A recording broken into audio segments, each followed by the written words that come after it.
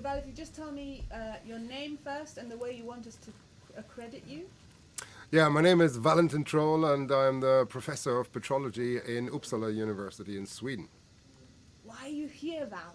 Well, I'm here because of the eruption. The La Palma eruption 2021 is obviously a spectacular thing. The frequency of active eruptions in the Canaries is, a little longer than a human lifespan. So you kind of have one big chance maybe in a lifetime to see such an eruption. And very few people are lucky enough to see two, like Juan Carlos Carracero, who has witnessed the 1971 eruption and the 2021. I was born in 1971, so there was no way for me to actually participate in the work here at that time. And I guess I might not see another one after this. So that's why I'm here. And what work have you been doing here, Val? I've been working in the Canaries since the late 1990s. I did my PhD here on Gran Canaria, and then I have widened to work in virtually all the islands. And I've published a whole series of scientific articles and several books now with colleagues, local colleagues from the Canary Islands as well as from other places. And so this is one of the main research areas that I focus on, and I work on petrology, volcanology, but also the interaction of volcanoes with culture and the interaction of humans with volcanoes. And what's different about this eruption?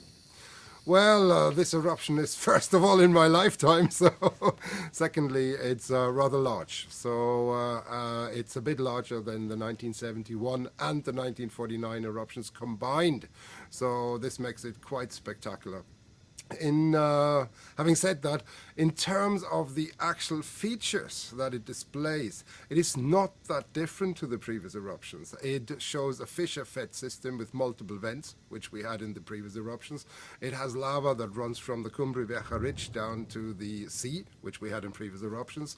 There is pyroclastic activity near the vents and lavas further downhill. So that is very typical of these fissure-fed eruptions in the Canary Islands. So actually, it's no stranger in the way it behaves, but it is a little bigger. And of course, we don't have the chance to witness these so often. So now with all the technical developments over the last few decades, this is going to be a magnificent opportunity for science to really understand these eruptions a lot better. And actually, thank goodness for that science and that monitoring, because although we have had seismic swarms over the last few years, since 2017, I believe, when it came, the eruption came quickly, and unlike other eruptions here, it wasn't preceded by months of strong seismic activity, which was felt by the population. In fact, it was just on the last day they really felt the seismic activity. So thanks to the equipment, we could keep track of what was happening. Is that right? Absolutely, that's very much correct. There was at best about a week of serious kind of warning that the equipment provided and the scientific personnel that interpreted the data coming from the equipment. However, having said this, once more, the indication that there was something in the bush was there for a little longer. There has been elevated earthquake activity for quite some time, actually, and there has also been a seismic crisis or a seismic unrest a few years ago, and for many months has there been slightly elevated seismic activity. So there was a period that allowed the authorities to think about what would happen if. So I think for this reason, we are actually in a somewhat lucky situation because nobody has actually died. And for an eruption of this magnitude, this is quite phenomenal. No human fatalities, no major amounts of casualties. And of course, there is infrastructure losses. The housing is lost, banana plantations and other fruit plantations. Wiring, drainage system, all of these things are, they are not recoverable. They need to be replaced, but no loss of human life and very few kind of injured folks. That makes a huge difference, and this is a big achievement, I believe. Despite some of the problems that the communities are now facing, we have to, it's a sigh of relief coming from me that nobody actually got seriously injured. And is that down to luck or is it down to preparation? It's, in these situations, there's always luck involved. Luck is always an element, but you can optimize your luck by being prepared. So I think we have to give some credit to the scientists that have allowed us to evacuate these areas that in time have allowed us to take the right steps. Now, there's of course huge questions that have to be still discussed. I mean, there's the question of who's to blame for the disaster. Is it authorities that allow planning in those areas? Is it municipalities that kind of give permissions and encourage people to come here? Is it the tourist industry? Is it the local residents that build quite extensively in these areas? I think it's a very complicated phenomenon, and the long-term perspective I have is at least that I think we have to think about Hawaiian models, that these areas can be settled. The chance that a lava flow hits your house in a lifetime is relatively small, but it can still happen. You might be one of the unlucky ones.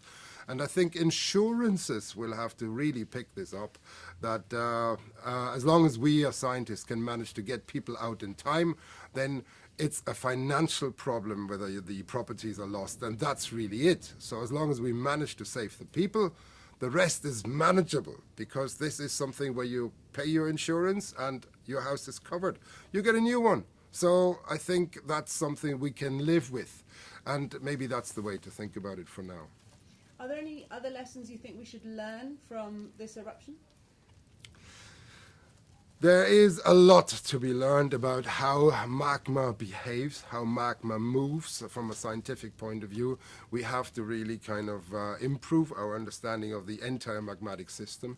I find it sometimes a little downheartening that a lot of people are kind of talking about volcanoes without really having synthesized the entire knowledge that's out there. There is, of course, work on the volcanic islands of the Canaries for hundreds of years, literally hundreds of years, going back to the naturalist, Humboldt, Lyell, people like that. But a lot of people don't fully take that in, and I think one has to try to build all of this knowledge up into a big pyramid, and that can really help. Some of the primitive and early sciences that were applied are still very, very valid. But young students often forget this, or students of geology in the wider sense often forget these aspects, and this can be a bit problematic when knowledge is lost, which I find a little sad at times. So here, there's a lot of things that are claimed to be new discoveries, but they were described actually 60, 70 years ago. And then there's other things that are really new, and nobody has really thought about them. I wish we would have more time to focus on those aspects rather than wasting time of reinventing the wheel. And in terms of how we manage something of this magnitude, in terms of not just managing the eruption, but managing the science that's going on around, and maybe encouraging more collaboration? Well, collaboration is a great thing, but we also have to be quite realistic. Competition is almost a better thing. There would be very little incentive for a soccer team to play really well if there wasn't competition. And there would be no place for Sherlock Holmes if there wasn't Moriarty. So there is this aspect that competition is actually something humans almost need. We thrive on competition. So that there's multiple teams out there doing rock research, doing geophysics research, that's good. It makes my work better. So, and I think it's a little, sorry for saying it, it's a little naive to think that we should all be happily collaborating. If we were all happy and friends, science wouldn't really push forward in the same way it does right now. So you're not all happy and you're not all friends? No, we can't be. If you're in a competition, you can't be all happy and can't be all friends. I don't think soccer teams are all happy and all friends, so that's unrealistic. Very good. Now, I just want to take the question a little bit to a wider issue. Obviously, we are GeoTenerife and we're based in Tenerife, and in the past, people have been reticent to talk about the possibility of an eruption in Tenerife. Sure. Because they say it'll affect tourism and, have lots of knock-on effects. But we think, and we've been saying for years, it's something we do need to talk about. What's your view on the potential of an eruption in Tenerife? Well, Tenerife is an active volcano. It's an active volcanic system. We had an eruption in 1909, and we had eruptions before that, 1785, 1705, 1706. And this is a reality that we need to face. There can be eruptions again on Tenerife. There was a seismic crisis about 15 years ago. It did not lead to an eruption, but there is magma moving under Tenerife. So I think it is a real possibility that maybe not in our lifetime, but certainly in the next few generations, we might face another eruption on the Canary Islands, and it may well be on Tenerife. Now, the big question is, where will that eruption happen? If it's like the 1971 eruption here, the Teneguía eruption, or the 1909 eruption on Tenerife, which both happened in rather unpopulated areas, no harm done. This is going to be a lovely spectacle. If, however, it happens to be a situation like we have here, 2021 on La Palma, where populated areas are affected, where infrastructure is affected, where important life systems like road, like electrical wiring, like drainage systems are affected, this is rather unpleasant. And society is becoming more vulnerable for the simple reason that we are building up an infrastructure that relies heavily on technology, heavily on built infrastructure, on engineering, and if we take certain components out of the equations, there is a problem that the entire system will not work. I think life in the past was simpler, and therefore it was also more resilient to a certain degree. Our system of life, our way of life is not the most resilient, and we're actually extremely vulnerable. And of course, it could also be extremely costly because of this vulnerability. I would think that an eruption in Tenerife will allow us, it will produce a situation similar to here. We would not necessarily have to face large amounts of casualties or fatalities, but the financial loss and the infrastructure problems that would ensue could be quite immense. Of course, there, as you very well pointed out, there's added problems nowadays that everywhere seems to be pretty urban, built up on Tenerife. There's a lot more people there, but we also have a history which we don't fully understand yet of highly explosive volcanic activity in Tenerife, so it makes it a more complex scenario. If you were advising Pevolca right now, if they were sitting you down at the table and they were revising the emergency planning for Tenerife, what would you say?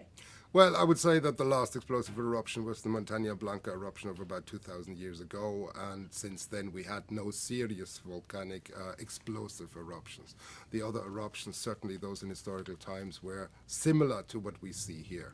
Also, the explosive phenomena, also the very old explosive phenomena, say the Las Cañadas explosive eruptions, they were all in the center of the island. They come from the central part. So I would expect that any future potential explosive eruption is, first of all, well, it's a slim possibility.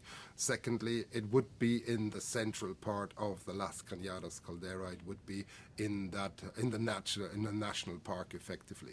So the good thing is the national park is not very populated. So there's actually something really speaking for that. And therefore, I'm not too concerned about these explosive eruptions. I'm a lot more concerned about eruptions that produce sintercones, like we see in the Guima, the Arafo volcano, for example, that send pyroclasts and lavas down to the shore, towards the shore, and like the Garachico eruption, 1706, these are the problematic ones because they will affect the infrastructure, they will affect settlements, they will affect trade, and they will affect the economy quite severely. And what things should we be putting in place right now so that we're more resilient to that kind of eruption in Tenerife?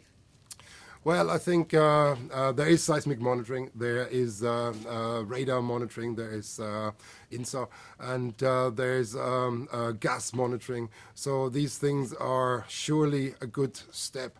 There could potentially be improvement. I think things need to be perhaps a bit more regularized. And coming back to your earlier question, perhaps there need to be not just one team doing one thing. That's often a little bit, you stew in your own juices. So maybe there needs to be actually even more competition, if you ask me. There needs to be several teams doing this, checking on each other. That will improve the quality of things rather than all be happy and friendly with each other, that will actually just mean that you create groupthink. Groupthink is highly vulnerable. I think it's those things, those structures that allow different teams to really control things. Because science is a self-correcting business, and that means you need to bring in different views, and the strong view will actually prevail. And therefore, just having one team doing one method is maybe suboptimal in this context. And how do we protect from bad science? In other words, sometimes it's the person with the loudest voice or the biggest personality who is heard. How do we make sure it's the good science and not the strong personality that... Science is self-correcting. I'm absolutely... I believe that, absolutely. However, this may take time. As you probably know, there's bad ideas that have been out there in scientific history, and it might take hundreds of years for them to be corrected. We may not have the time to wait for that, and therefore I think the quality needs to be checked, and we need to go back to checking the quality. We are in a time today where, of course, everybody can voice an opinion. Everybody should voice an opinion, but we have to be a little careful about what opinions are voiced and how we rank them against each other. Loudness can get you somewhere, but I think if there is large committees like PVOLCA and there's different groupings represented in PVOLCA, just being loud will hopefully not get you through to the very top. I think there will be reasonable voices as well, and I think by having sufficient groupings presented in PVOLCA that come with a reasonable attitude, the best view should hopefully come through. However, this is not always guaranteed, and partly we need to learn from mistakes. I think there was a lot being learned from the 2011 eruption on El Hierro that didn't perhaps go quite perfectly. There was strong evacuations implemented quite rashly, in my view at least, and I think things went a lot better here in the last few weeks.